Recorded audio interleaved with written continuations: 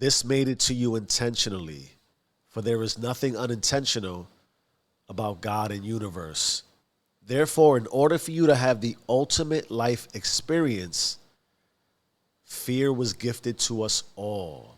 For every solution driven to quell fear requires the quest for love. So what are you afraid of? Because it could be semantics, but the proper antics of the fearful, the righteous, cerebral, the defying of evil in search of love, is the soul screaming for its revealing. Who is your soul? Now I get it. The vanity of humanity is certainly a challenge, but let me ask, if you flashed a light on yourself, what would be the damage? Because it's dark down there, dog. Now please spare me the standard language. Society broke me and told me I'm destined for disadvantage.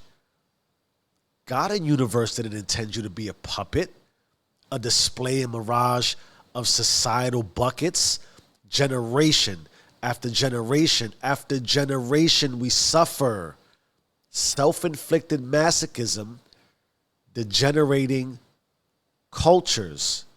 Let's all quit right now the dismantling and disparaging of others. It's time you click cancel on yourself. Turn to loving. Every vision you have ever had for yourself when you are winning is love above all. The only worry for sin should be the grim destroying of your soul.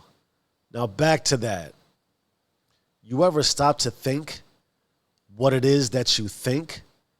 How did you come to terms with drowning in your stink? Why do you believe you are less than?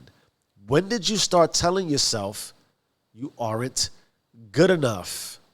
Why do we concede as people-pleasing yes men?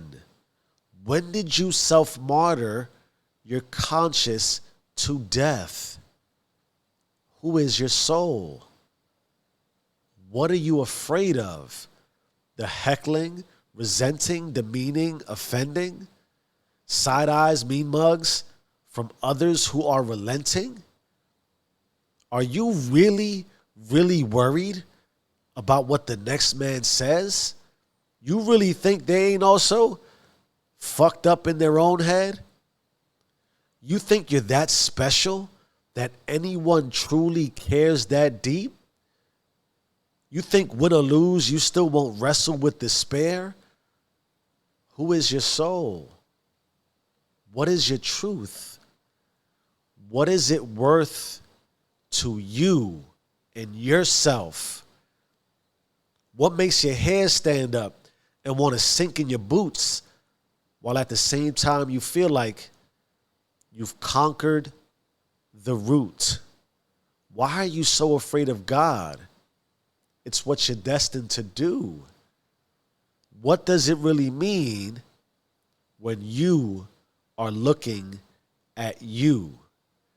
Fear can make you lose yourself. It's brutal. It's also quite futile to resist. However, the math won't math if you do not search and insist. Here's how the Book of Wisdom sums up fear.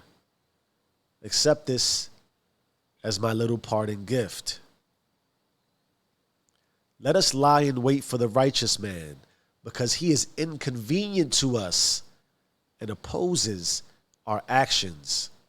He reproaches us for sins against the law and accuses us of sins against our training. He professes to have knowledge of God and calls himself a child of the Lord. He became to us a reproof of our thoughts. The very sight of him is a burden to us because his manner of life is unlike that of others, and his ways are strange. We are considered by him as something base, and he avoids our ways as unclean. He calls the last end of the righteous happy and boasts that God is his Father. Let us see if his words are true, and let us test what will happen at the end of his life. For if the righteous man is God's son, he will help him and will deliver him from the hand of his adversaries.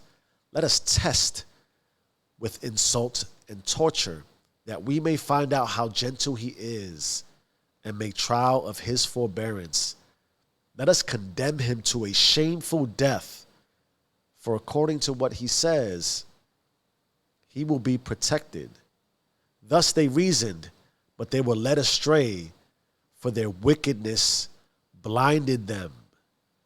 And they did not know the secret purposes of God, nor hope for the wages of holiness, nor discern the prize for blameless souls. There is nothing unintentional about God and universe. Fear was gifted to us all.